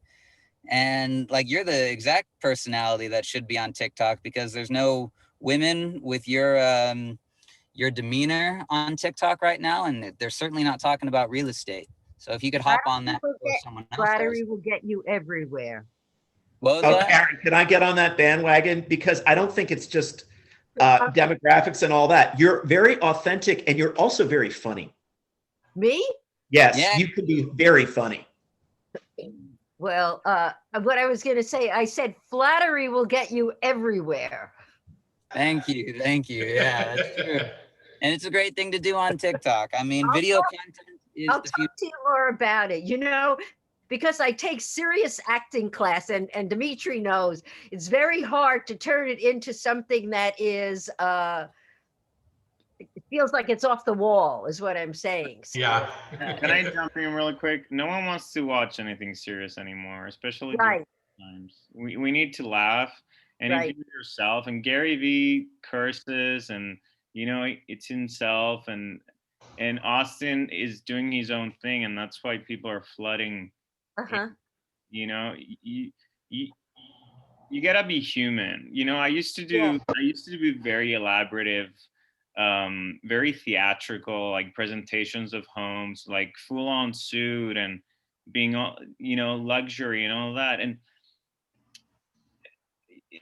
you know, in order to to get the audience, the mass audience, you gotta be funny. And there's now a friend of mine, he's a real estate agent. He dresses in drag and he does all this like lip singing and what do you call it when he recites like scenes from movies. And it's like lip singing. Yeah, it's like lip singing. Yeah, dubbing or whatever. And he blew up. The guy blew up from just being himself. I mean, he's gay, but No, I agree. I totally agree what you're saying. I just meant it's hard to be, I think the totally wacky stuff is what I was talking about. Not, yes, you have to be engaging, like Anthony said, and you have to grab their attention, definitely, and not be so serious that people fall asleep. Mm-hmm. Yeah, you have to be creative, and you have to touch people's heartstrings. Right. The other thing about TikTok that's great, and Dimitri said everybody wants funny now. Nobody wants long form. TikTok is really short, so that's a limitation, which, as Austin said, can lead to creativity because you're talking about a 30-second to 1 minute clip. Wow. I'll bring up an example. Now, a lot of luxury real estate agents that can get their serious footage across a lot of platforms. Specifically, I was looking at Aaron Kerman's listing in Newport Beach, and it's a $20 million home, whatever. He's been hiring influencers that have nothing to do with real estate just to get them to shoot in that home in order to attract their following, and the following speaks to, word of mouth. So the possibility. Yeah, but they don't have too much soul. So that's true. And he is very smart. But the people that he is hiring, I've been looking them up too. And they're good and they're smart, but they don't have the heart that I feel like some of you guys can bring to the app. And if you could bring heart and passion and you speak like a lion and you treat people like family, you treat your following like family, you'll grow very quickly, and your stardom will supersede theirs, no matter how much money they have to put into their production. The more money you put into it, probably the worse it's going to be. Fake. Agreed. Especially in this medium. Yeah. Okay, let's get back to finishing the book because we only have 30 minutes left. Sorry, but this is a really good conversation. You just beat me to it, Anthony.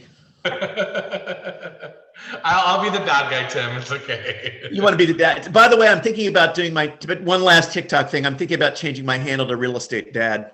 So, and Austin and I've already talked about doing. Or it can be Real Estate Daddy. I thought about that too. I actually kind of like that better. And Demetrius could be Real Estate Poppy. Poppy, yeah. You can always change it if you don't like it. Right.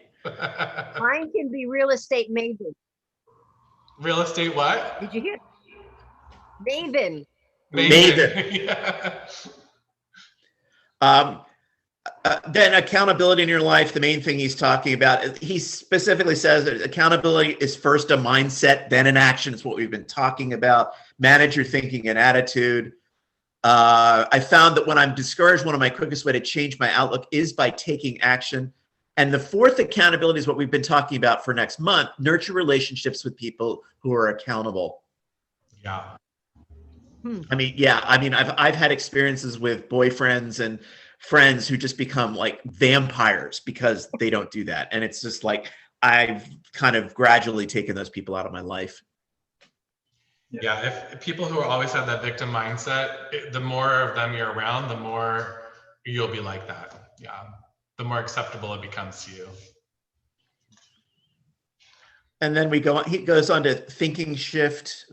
It is the recognition that any situation you always have a choice. Yeah, this is all the stuff Karen's talking about. We've all heard it, but I'm processing it differently going through the book. The team application, it can't be imposed, demanded, or coerced. I kind of look at the team application as, I am my own team. So this is perfect. People deliver on what they own. So own your stuff. You'll make mistakes. You will not always get the results after your first try. These failures are full of information. I think what Austin was talking about with a TikTok. You learn the first one is, of course, not going to be your best, but you learn from that and you keep going. Don't blame, don't guilt, and move forward. And then there's just kind of more on this. That's kind of it for that chapter.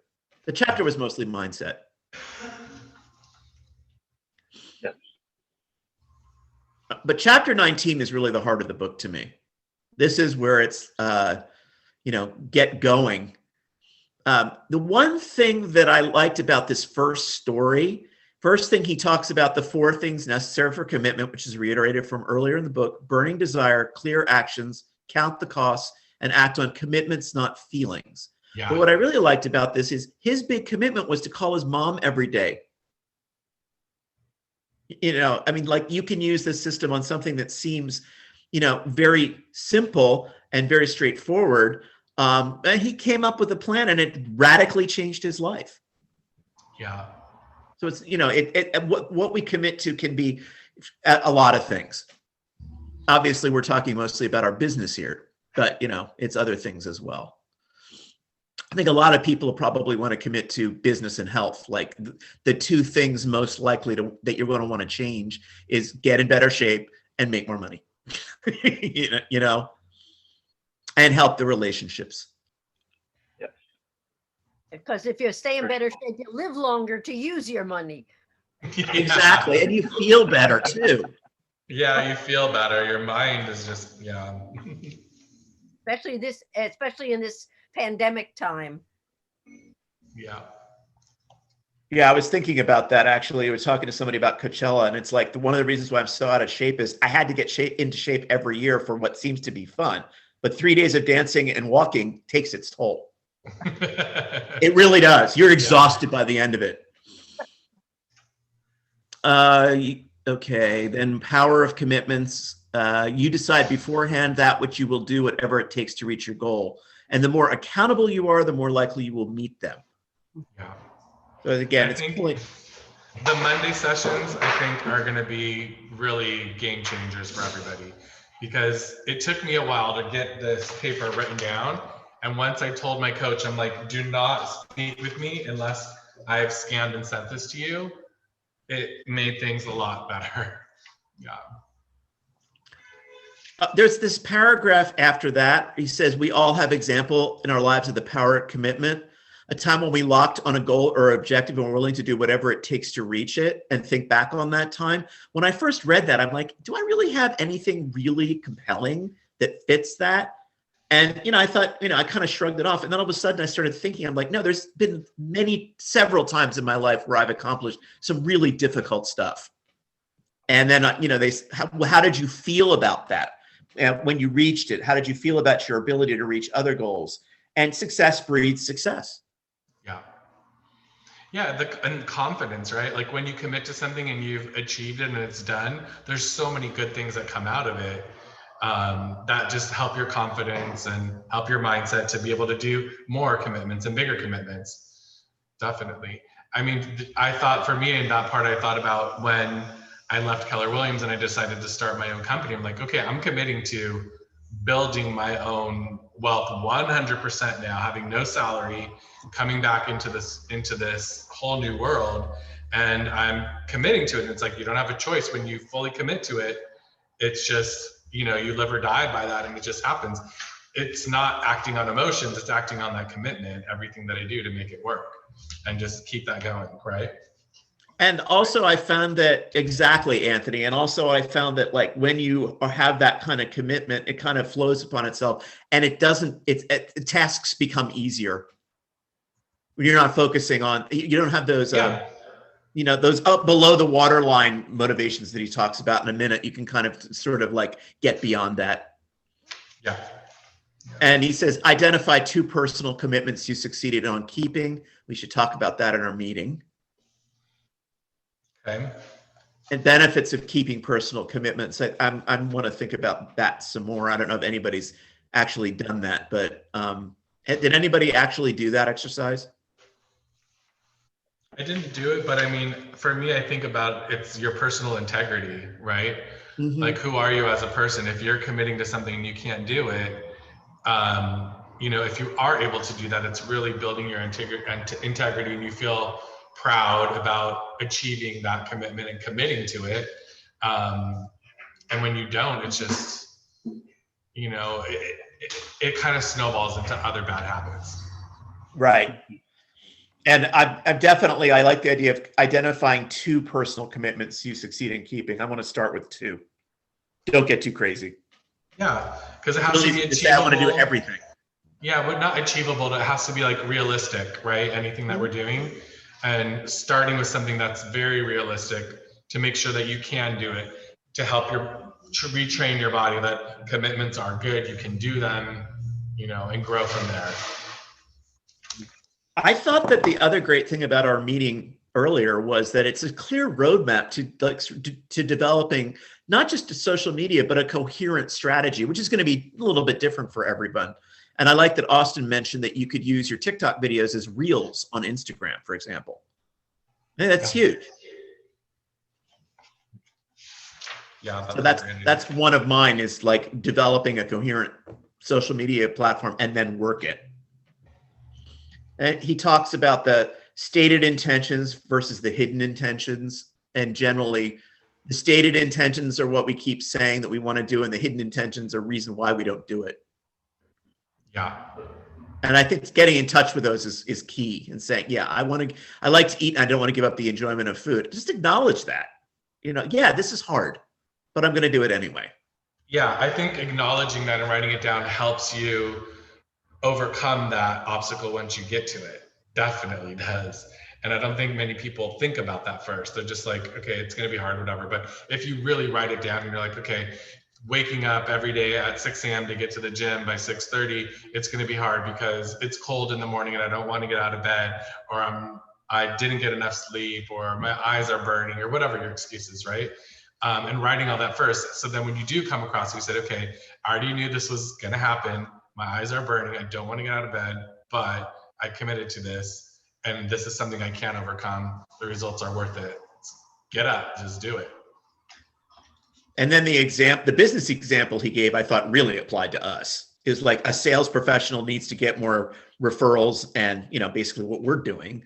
And then the hidden intentions are, I haven't earned it. I don't want to risk the current sale by asking for a referral. I have a fear of rejection. I don't want to appear needy. I want to be liked. I mean, I think everybody has different things of this nature that might be holding us back in some way.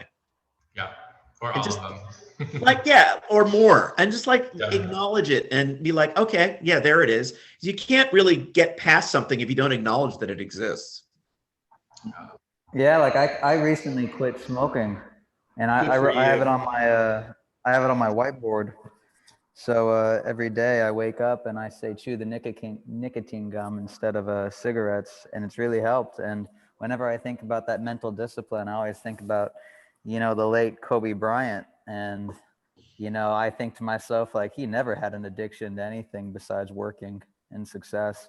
And if he was ever overcame by it, he had this famous Mamba mentality that he would look inside himself and he would force himself to make the right decision. And he knew in his heart what was best for him, but he also acknowledged that he did have this dark animalistic side that had desires like everyone else. But he put the responsibility on himself to overcome that side of him and do what he needed to do to win ball games. If you, how long ago did you quit? 4 days ago. So it's been 4 days. Well, I mean, I've quit so many times, but I know. This time I smoked for years. Yeah, it's been like 4 days. If you haven't read it, it sounds silly, but everybody swears by a book by Alan Carr called The Easy Way to Quit Smoking. Yeah, I've heard of that one. Read it. Yeah. When I quit, I think one of the reasons why I stayed quit was I read it about within a week of quitting. Somebody handed it to me and it helped me. It really basically says all the things that you think you like about smoking aren't true. Mm-hmm. It's just and a lot of people have said it helped them. So yeah, it's not true. I remember I first started smoking because I thought it looked cool when I was like 17, and it certainly doesn't look cool anymore. No, you're helpful. Thank you. Yeah, it will. And then he's 4 key successful commitments, strong desire, keystone actions, count the costs, and act on commitment, not feelings. He talks about keystone actions later, I believe, which is basically that one thing leads to another. And then the commitment exercise, again, I don't know if anybody thought about this, determine a few goals that would represent a real breakthrough for you in one of the categories in the commitment wheel, and then write it down. In his example that almost everybody has is, I will weigh this much and have this body fat. And again, just like quitting smoking. Yeah, we've quit smoking a million times. We've also made that, that goal a million times too, unless you're blessed with great genetics. And then the keystone actions, I need to choose one action that more than any other will positively impact my fitness. Ideally, it should be catalytic. And if he works out 4 to 5 times a week, my eating habits automatically improve. So my keystone action for getting fit is working out. Me too. And that's why the closed gyms are driving me crazy. But I guess you could apply this to, how could we apply this to other areas? And then the last is to commitment costs, where you like confront those hidden intentions, which he goes through. Basically, it's the short-term pleasures or pain that you have to talk about. I mean, it seems to be that most of the costs are short-term. And then Anthony, you mentioned that a strong desire to keep your word and integrity makes you feel good, and that's a great motivation. And that's kind of that part of the chapter. Yeah. Thinking shift. The first is that it's okay to say no. Does anybody else have a problem saying no? Yes, I do. Yes. Yeah, I think that was like the biggest thing that I related to in this chapter was just like, don't overcommit, which is something, and I was happy to see it in there because it's something that I recognized about a year ago, and I've been working really hard on trying to just like dial it back a little bit.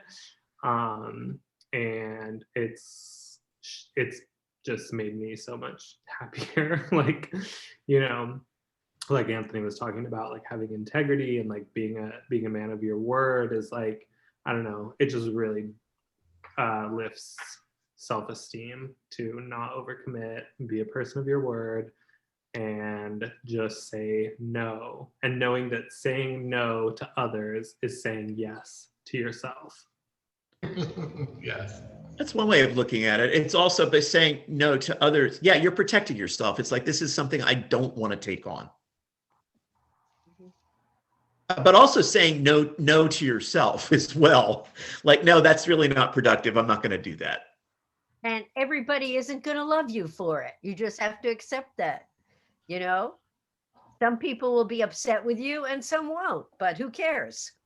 I think in the long run, the people that will be upset with you because you said no are probably people you don't want in your life anyway. And you're going to end up having more people like you if you live a life of integrity. Right. Right. There, that's realtor daddy talking. No, that's why I say no to leading the books. That's my limit. You go, girl. Good for you, Karen. I can only handle so much. A commitment mindset is to choose pleasurable results over pleasurable activity, and it's more of the same. Saying it again. Mm-hmm. And then he talks about failure versus failure. Did everybody get that? The difference? Say that again. Failure versus failure, about the rock climber. Oh, Failure is when you have to let go and you fall. Failure is when you let go because you're tired or you give up. And I don't think it's possible to work towards failure all the time in everything in your life, but it's a nice sort of beacon to have. Like, have I really given this my all? This is kind of a sports coaching kind of idea. Anthony, does your coach work with any of these concepts with you? Yes.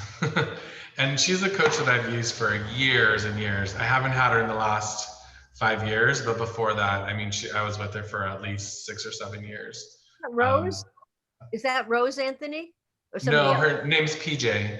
Oh, okay. Yeah. And then process is more important than the results. You don't control the results, but you control your actions. Again, hammering that point home that don't just work for a result, work for, for doing your best at the actions. That's the thinking shift. Common pitfall mistakes. Pitfall 1, you miss a commitment once and give up, because we all do it. We're never going to be perfect. We're not going to make every one of our commitments. And don't overcommit. Don't take on more than you can handle. Mhm. And then the last 2 are what we're talking about. Positive tips. Go public with your commitments and buddy up, which is what this group that we're talking about will help us do. Mondays at 11, starting in March. And then chapter 20 was just sort of like helping you, it was coaching you through your first 12 weeks. Did anybody have any thoughts on this chapter?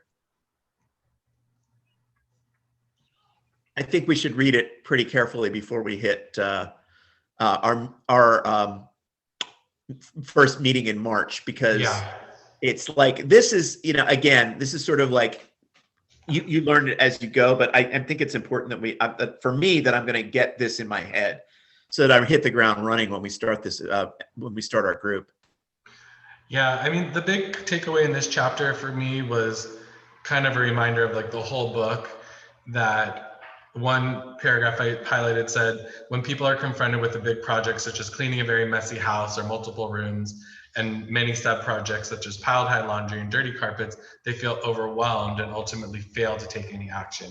And that's our business, right? When you think about, okay, trying to get 5 listings this year or whatever, and you start working on it, it's very overwhelming because you see little progress and you're doing things, and it's overwhelming. But breaking it down into more short-term goals that are attainable makes it so much more realistic for us to continually do those little things that will bring us the results. So if you think your plan is manageable, you will execute it and benefit from it. Agreed. This makes it manageable. Like this sheet every week that I have, it makes it manageable. And I look at, what my 12-week goal is, what my month goal is, and it really helps me figure out what I need to do each week and what I didn't do and what I need to move on and figure out why didn't I do it. You learn so much, and it helps you get so much more done. So I'm excited for you guys to all get on board with it, for sure. You're going to love it. Yeah, they basically say and also keep with one goal at a time. The success for making your goals drastically improves when you're really talking about one goal. So, I mean, I think that means if you're doing 2 or 3 things in your life, think about them separately. And then he goes into the messy project that you were talking about. The other thing that's funny was like, how many times have we ever experienced when we have a big deadline that all of a sudden it's really important to vacuum the floors? Yeah, or it's like I was thinking about when you have a trip, like how much you get done that day before you leave for a vacation. It's like you have your list and you're like, get it all done. But you're right. And he talks about think about taking a trip. It's like you map it out. If you want to see more places, you have to map it out. You have to know where you're staying, blah, blah, blah. Think about other things that way. If you think your plan to reach multiple goals actually is manageable, then you're more likely to execute it. Yeah. And planning becomes beneficial for multiple goals.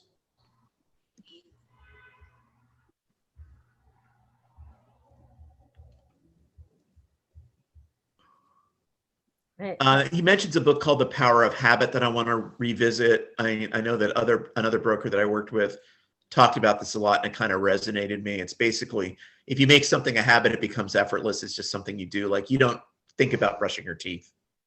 Like posting every Tuesday at 5 p.m. Yeah, the more you do it and the more you make that a habit, it's just something that you automatically do. Then you don't have to like motivate yourself to do it. It's just a habit. And then he's talking about going into the weekly execution routine of the 12-week year and then you do it you start a new one every 12 weeks. Yeah, reset it. The last chapter was nice and quick. Yeah, and then they go through the first 12 weeks, the second 12 weeks, which will probably more hit as we go through it. Yeah, we'll focus on that each week through the sessions. Yeah. Yeah, I mean, I think the main thing now is start it, right? Start writing your weekly goals down. You don't have to wait till March 1st. Start it, try a few things, and then we'll have the accountability to add on to it starting in March. But for the next few weeks, I would still start writing, like, what do you want to get done by the end of February? And then write it week by week. We still have a couple weeks left. What are you trying to do? And just see how it goes for you, see how it feels. And then it's going to get even better when we have the actual group accountability around it in March. So still try something, write something down now, starting now. Yeah, that's exactly why I like the March 1st, because it's a deadline for me to get a lot of this stuff done to get ready. Yeah. I don't want to walk in and be like, Yeah. Any other thoughts? Tim, you've been wonderful. Yeah, you did a great job, Tim. Oh, thank you. I thought I rambled, but that's okay. No. You speak very dramatically and very articulately. Thank you, Karen. Yeah, I love when you do these. That's why I was like, Tim, come on, do one. You're so good at it. Well, one of the things that I've thought about doing is for those in the office that aren't doing this, to teach the book. But I think that most of us are already involved. So that's, Oh, no, there's plenty of people who are not on this call right now that should listen to this book. If you want to teach the book, absolutely. I will make sure I get some people on that call for you, because I'm down for that. I think it's such a powerful book, and it really is something that honestly has helped me over the years. But I was doing it with a 1-year goal, 1 month goal, 4 week, but thinking of it as a smaller chunk of 12 weeks, I think is much more powerful. So I know it helped me a lot, and I know it'll help more people. So the more people we can get on board with this, the better. Absolutely. I would like to do that after by teaching it. After I've worked one, like do the 12 weeks and then teach it. Okay, perfect. Yeah, then you can share your full experience, and that would be awesome. All right. Any other comments today? I gotta say, I love what you guys are doing with social media right now, and we should definitely steroids on that as much as possible, because the last, I want to say, I don't know, 3 years, I've been looking at other brokerages that they switched their focus to real estate, and they just went big, what is it, PLG Estates? You know what I'm talking about? And that's where it is right now, right? I don't meet a lot of people in person anymore, and that's just me. Everything is virtual, and well, especially now, on COVID. At some point, I think we're going to get back to some one-on-ones. We're going to get back to things like in-person open houses, but slowly, and I don't think it's going to be as important. It's funny. I had 3 friends of mine that want to virtually see a home, and I'm like, wow, what is happening?